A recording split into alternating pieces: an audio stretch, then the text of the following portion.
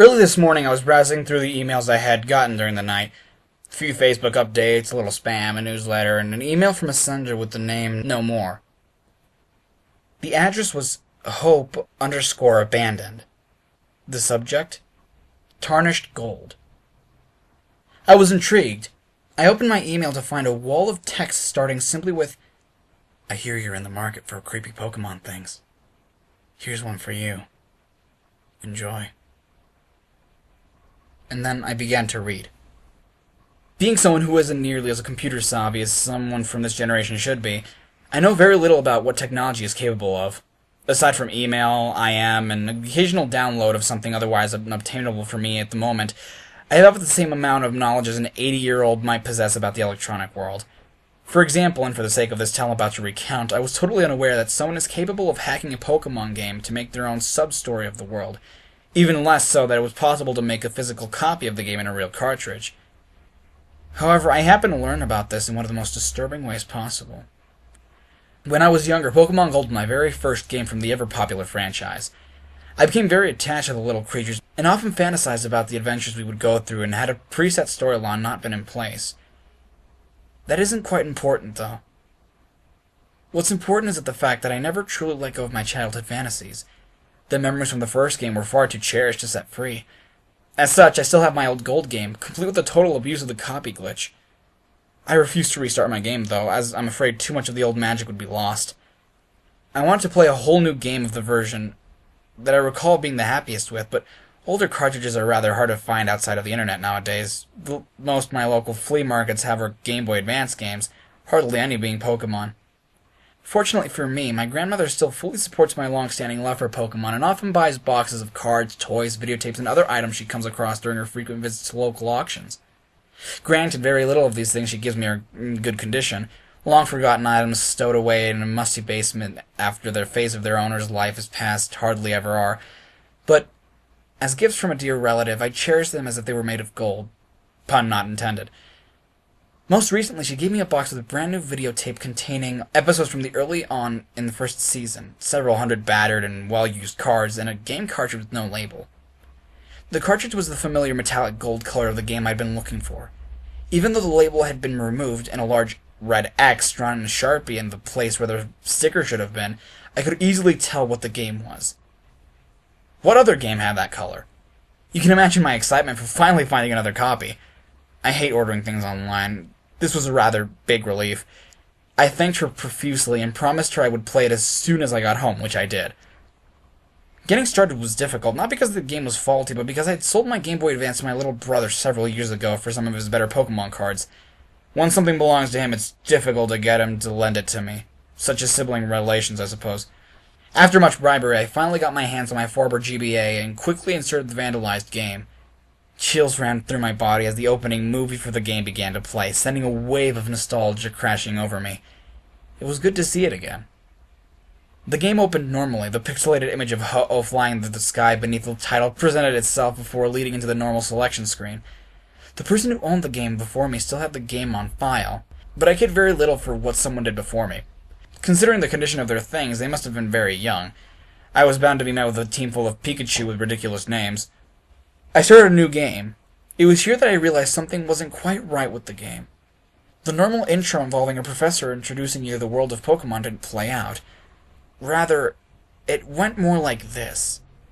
It started out with a black screen, which was quite familiar considering that's how Gold, Silver, and Crystal games began, but instead of the normal, "What time is it?" dialogue, I was met with, "Pokémon are nothing more than tools. Use them and throw them away." The black screen faded away, revealing an empty area at night. It looked familiar. I vaguely remember it being a route in an earlier part of the game, but since I've been away from the game so long, I couldn't place it. In the silence of this scene, the sprite of your rival, henceforth noted as Silver, walked in from the left. He moved a little slower than normal, as if he were hesitant about something.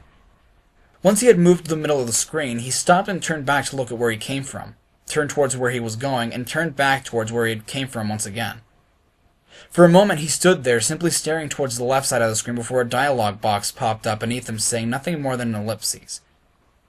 After that, he turned back around yet again, only this time he continued to walk off screen. The scene faded away to be replaced with Silver standing in the place where you first officially see him, just outside Professor Elm's laboratory. It was clearly in a slightly later part of the game than normal, as the professor and his assistants all exited the lab and went their separate ways. The assistants left the town, and Elm walked further downward off screen, which I assumed that meant that he left for his home and remained in town. The character of Gold was nowhere to be seen. After that small scene, it stayed on Silver. I thought the game had frozen for a minute, but I finally realized I was able to move him. Honestly, I was a little excited. Silver was, and always has been, my favorite of the rivals. It was an interesting thing to be able to play as him. I moved him for a little further downward to see if I was able to explore, but it stopped me each time I moved one step away from the front of the lab. A dialogue box popped up that said, "I can't leave yet," and backed me up a step. I moved back to the place he had originally been standing and moved into the window. It worked much like a door, as it allowed me to enter Professor Elm's lab. Aside from the regular equipment, bookshelves, computers, trash cans, tables, all that, the lab was empty, which was to be expected since the employees had just left a moment ago. On the table was a single Pokeball. Being without one at the moment, I walked over and took it. A dialogue box popped up and said, "Obtain Totodile," but no item get music played. Apparently, stealing wasn't even condoned by the game. After pressing A, it gave me the option of naming the Pokemon. I picked yes, as I love naming these things. As it took me to the naming screen, another dialogue box popped up, interrupting the naming process. "Don't name it. You'll only get attached. Don't love it. Use it." It was clearly the voice of the same person who spoke in the very beginning. I found it odd. The naming screen faded away, leaving me in the empty lab, which I quickly tried to leave through the front door, but was stopped by Silver saying, "Not through here." Again, he backed up, and I exited through the window I'd come in from. As if things weren't strange enough as they were, when I left New Barktown to begin the adventure and stepped into the grass, it was nearly impossible to get a random battle to start. Normally, I go out of my way to avoid them later on in the game, but during the beginning, it was something I enjoyed to get my Pokemon to level up. Being unable to find something to fight was a little frustrating. After several minutes of walking back and forth in patches of grass, I finally encountered a Pokemon. A Sentret, nothing out of the ordinary, but when I sent out my Totodile and chose the only presently useful move he had, Scratch, the Pokemon fled. I was rather confused. Wild Pokemon never ran. I mean, not so early in the game. After a few more tries, all with the same outcome, I continued on to Cherry Grove. Just before I entered the city, I recognized a small area as the one Silver had walked through in the beginning. After entering the city, I bumped into Gold, who wordlessly challenged me to a battle. His Pokemon, a Cyndaquil, was already a slightly higher level than mine. I was still stuck at level 5, he was already at level 7, and even though I had a type advantage, he beat me. Before whiting out, his sprite switched out with the Cyndaquils. He looked disappointed. After exiting the Cherry Grove Pokemon Center, I hadn't used it prior, but it was apparently the only option I had, I walked back to the place he had challenged me and only find I was unable to battle him again at this point. The game was getting a little annoying by now. I had no money, Pokegear, or Pokedex, and I was unable to battle wild Pokemon. Fortunately, once I entered Route 30 onward, there were other Pokemon trainers in which I could battle and easily beat, though none of them seemed eager to speak to me after I'd won. By the time I entered Violet City, my Pokemon's level was still too low to take on the gym leader. But with the money I'd won from the trainers I fought before, I was at least able to buy some potions, so I felt I was set. The lesser trainers of the gym were easy enough. I was only forced to use 2 of my previously purchased potions, and I leveled up once. Though as I took on the gym leader, he proved to me too much and I lost yet again. Upon winning, he did the very same thing Gold had done, and he looked disappointed as well. When the battle ended, I didn't white out. Rather, I had to endure a lecture about treating Pokemon correctly from the leader. Once he finished speaking, I received one worded option. Steal? I chose the only option given to me. Yes. Silver backed up one step and slammed into the gym leader, kicking him backwards. Another dialogue box popped up telling me that I had stolen the gym badge, TM31, and 500 Pokedollars. After that, I whited out. This is how it continued until the remainder of the game. While I was able to defeat the lesser trainers on the paths to cities and the gyms, I constantly lost to the leader and was forced to steal their badges. The steal option also worked on people who would normally give you items in the game. This is how I was able to obtain key items such as the item finder, the bicycle, the water pail, HMs, and many more. They refused to give me anything otherwise. Anyone I spoke to either refused to talk, greeting me only with ellipses, or lectured me a little on how to properly treat Pokémon. It was beginning to get that way with Nurse Joy as well. For the time I progressed to Goldenrod City, anytime I whited out, she'd scold me. Pokémon continued to avoid me as well. If I wanted to better my team, I had to hope that the Pokeballs I used worked the first time. What was stranger about the random battles is that even if I lucked the Pokémon in battle with Mean Look, the Pokémon passed out. Literally. After my first attack of Mean Look, if I got the first attack that is, sometimes the Pokémon had a higher speed than mine, before I was able to choose another, the Pokémon would faint on its own. The dialogue box proclaimed, "Pokémon forced itself to pass out," and the battle ended. The only thing that seemed to go normally for me was the battles with Team Rocket. I always won against them, they always treated me like a punk kid getting in their way. The rest of the game up until a certain point isn't entirely important. Aside from win, lose, and steal, everything was more or less normal. While my Pokémon matured slowly due to their frequent losses, they did grow to like me as little as I began giving them haircuts and other things to boost our bond. The last I checked, the person who rated their happiness, one of the very few Pokémon who spoke to me normally, said, "It's quite cute." I know you must be thinking this isn't disturbing at all, that I should just accept the fact that this is simply a hack made to tell Silver's side of the story. Well, I did, and it was, but I'm not quite finished yet. Once I finally made it to Kanto, continuing the process of win, lose, and steal, I ventured into Viridian City. The second I stepped foot into the city, the music cut off. I thought for certain that this was simply a glitch in the programming and that I was to walk through a soundless game. But as I stood there for a moment, a very faint noise picked up and faded away. Now I was sure the music had messed up, like it was trying to play but couldn't. But as I stepped back into the route I just come from, the music picked up perfectly. It was only Viridian City that was silent. I was now curious, so I stepped back into the silent city and began to explore. There wasn't a person in sight. No one out in the open, no one in the houses, not even anyone in the Pokemart or the Pokemon Center. The city was entirely empty. Just the silence and the occasional soft noise which I still hadn't identified. As I walked towards the gym, the sound grew a little louder. I figured the noise was coming in from the inside, so I entered. There was no one there either, but that was to be expected. The gym was always empty until much later. The noise didn't play in here, but it was still dead silent. I walked up to where the gym leader normally stood, and as I walked past the spot and back into a brick wall, I do that sometimes, I like the noise, I was transported to another room. The wall had a hidden set of stairs. The place was silent as well, but the noise began to play yet again. It was much louder this time, just a bunch of random high-pitched noises, but they sounded like screams. By this time, as you could well imagine, my heart was pounding. I don't take screaming, or things that sound like screaming, very well due to an unfortunate experience with a very graphic haunted house when I was 3 years old. But I digress.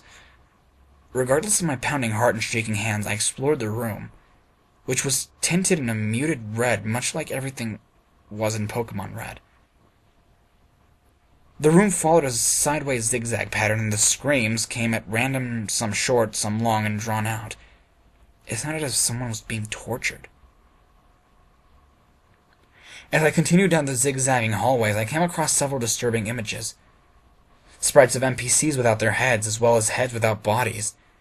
Anytime I tried to examine the bodies, Silver simply said, "Don't look."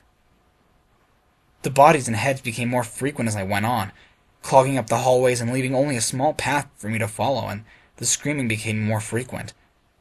The screen began to flicker as I walked, just like it would if one of my Pokemon was poisoned, but I was certain none of them were. Just in case, I opened my party menu to check. None of my Pokemon were afflicted with poison, but their health had started to lower. In an attempt to fix this, I picked up a super potion out of my bag and tried to use it on my Feraligatr. A dialogue box popped up and said, "It won't have any effect." Now I was disturbed. I knew none of this was supposed to happen. Regardless, I continued on, hoping that if they all fainted from this, I'd be taken back to a Pokemon Center and things would return to normal. It was stupid for me to assume that. I continued along the morbid path, the screen flickering in and out. I began to notice that Silver himself was beginning to move a little slower as well. I don't know what, but something was draining both my Pokemon's energy as well as my own. Finally, Silver stopped as the dialogue box popped up telling me that all my Pokemon had fainted. But it didn't say what I had hoped. It said, "All dead." By now I was ready to cry, but I couldn't stop myself from trying to get to the end of this disturbing experience. If I didn't do this now, I'd just be tempted to try again some other time. Finally, I reached the center room, which was now tinted a deep red. I assumed this was to simulate the fact that the room was filled with blood. However, there were only a few bodies scattered around it. In the center, there were a few life figures. A man, an unknown Pokémon, Gold, and another Pokémon I could only assume was his Typhlosion. Gold's Typhlosion attacked the man's Pokémon, but was quickly struck down, its sprite first turning red, then gray, then just disappearing. The man's Pokémon had killed it. Silver Sprite stepped forward on its own, and the man finally acknowledged he was there. "Ah, son, you've made it. Come to see your rival's demise, have you?" This caused Gold to turn around and look at you. The only thing he said was, "Ellipses." Silver continued to move on his own. He approached the man and kicked him backwards, which obviously enraged Giovanni. "You're going to help him? You've become just as weak as the others. If he seems worth saving to you, perhaps I should show you that there's no sense in getting attached. Mewtwo, take care of him." Mewtwo obeyed his creator's command and approached Gold.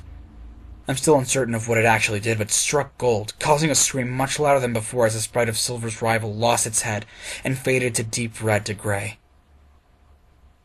"I told you a long time ago, Silver. Either manipulate or be manipulated. Pokémon are nothing more than tools. People are nothing more than tools. After they've served your purpose, they're no longer useful. Mewtwo! Kill him!" The Mewtwo didn't obey this time. Giovanni's words must have angered it. It turned to him and actually spoke.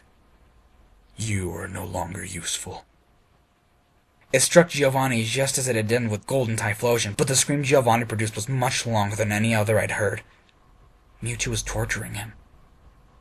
Finally, the scream faded away into nothingness, and Giovanni's sprite did just as Gold's did, leaving only Silver and Mewtwo alive in the room. As Mewtwo turned to face me, I knew that it wouldn't last for long.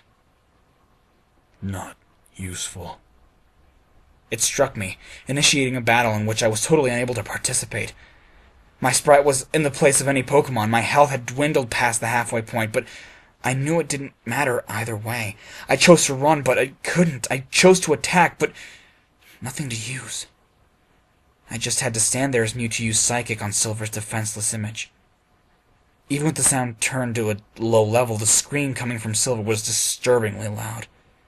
Even as the battle screen faded away, the scream lingered until Silver's sprite turned from red to gray, which I now assume symbolizes the coldness of death. Silver, along with Gold and everyone else who had been unfortunate enough to wander into this place from Viridian, was now dead.